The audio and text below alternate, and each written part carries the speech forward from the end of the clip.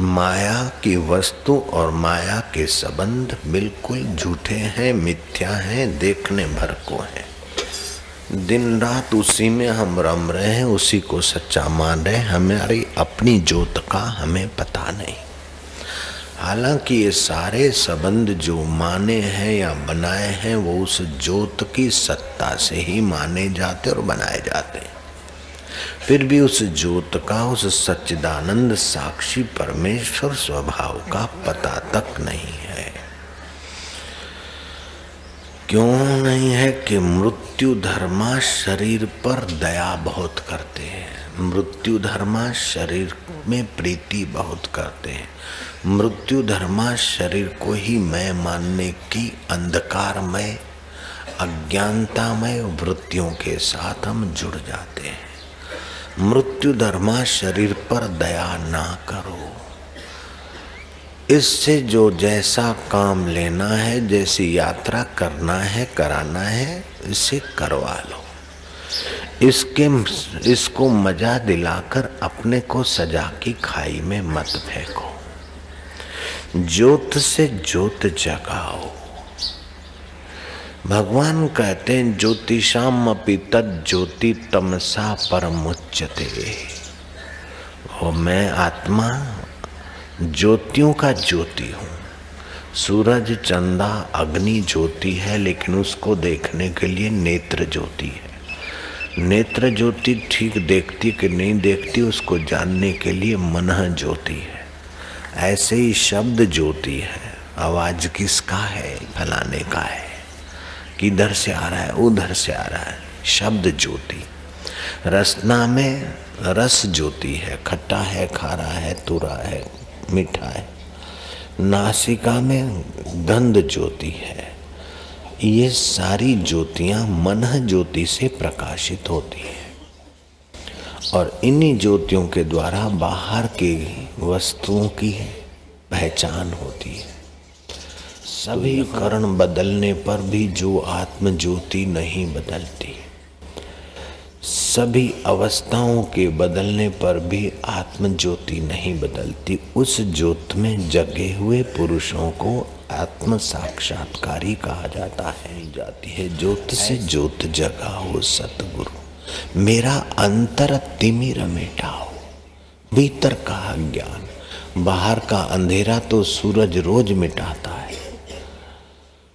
कोटि चंदा उभरे गुरु बिन घोर अंधार, शास्त्र सूरज उदय हो कोटि चंदा उभरे गुरु बिन घोर अंधार। गुरुवाणी कहती है हजारों सूरज उदय हो जाएं, करोड़ों चांद चमकने लग जाएं, लेकिन गुरु के बिना अंतरंग में घोर अंधकार है।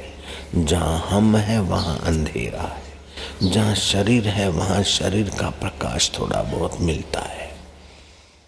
तो ज्योत से ज्योत जगाओ। तो भगवान कहते ज्योतिषाम अपि तद ज्योति, ज्योतियों में भी वह आत्म ज्योति मैं हूँ, ऐसा मानो, ऐसा जानो। तो इंद्रियों ज्योतियों को प्रकाशने वाली मनः ज्योति है और मनः ज्योति से गहरे में बुद्धि ज्योति है।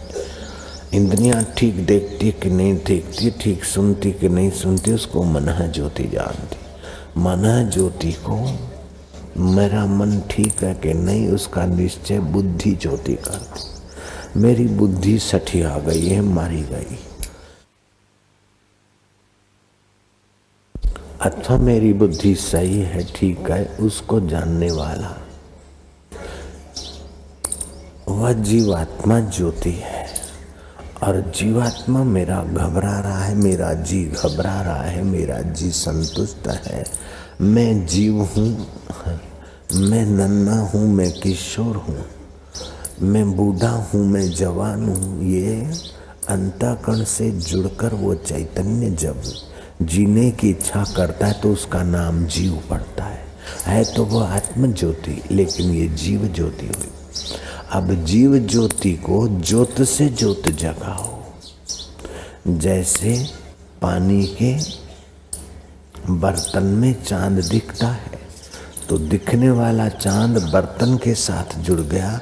उस चांद को समझाना है कि बर्तन हिले डुले टूटे फूटे, फिर भी तू उसके साथ हिलता डुलता मरता मिटता दिखता है, लेकिन तेरा वास्तविक स्वरूप वह है चांद। तो समझो उस चांद को खबर पड़ गई कि मैं ये बर्तन के साथ जुड़ा था। बर्तन का पानी गर्म होने से मैं अपने को तपा मानता था, बर्तन के पानी को शीतल देखकर मैं अपने को शीतल मान रहा था, लेकिन इसका मेरे साथ कोई संबंध नहीं है। तो उसकी ज्योत से ज्योत जग गई। ऐसे साक्ष्य, लेकिन जिसकी ज्योत से ज्योत जग गई है वो किसी भाव में किसी परिस्थिति में आसक्ति नहीं होती उसकी। वो रुचि और अरुचि से पार है, जगमगाता ज्योत उसका आत्मा है। वो शुभ और अशुभ से पार है, जन्म और मृत्यु से पार है। वो अपने ज्योत स्वरूप में जगा है। जो आदि में सत्य था, जुगों से सत्य था, अभी भी सत्य है और बाद में भी सत्य रहेगा, उस ज्योति स्वरूप को उसने जान लिया है। मन तू ज्योति स्वरूप अपना मूल बिछान। अपने मूल को नहीं बिछाना, इन करणों को मैं मानते। बहिर्करण अंतःकरण को मैं मानते। तो जब तक इनको मैं मानेंगे, कभी बेटा नाराज तो कभी पत्नी नाराज, कभी पुत्र नाराज, कभी कोई नाराज। अंत में देखेंगे कि काल नाराज हो गया, काल भगवान ने पिता को छीन लिया, पुत्र को छीन लिया, जवानी को छीन लिया। ये सब प्रभाव पड़ते हैं प्रकृति पर, नश्वर शरीर पर, जिसके साथ तुम्हारा शाश्वत संबंध नहीं है, तुम्हारा सच्चा संबंध नहीं है, तुम्हारा माना हुआ कल्पित संबंध है। माने हुए को न मानो तो उसका कोई मूल्य नहीं है, और मान्यता किसी कर्म से नहीं छूटेगी। कितने भी कर्म करो, अंधकार कर्म से नहीं मिटेगा, अंधकार प्रकाश से मिटेगा। ऐसे ही अपने अंतःकरण रूपी घर में 3 दोष है।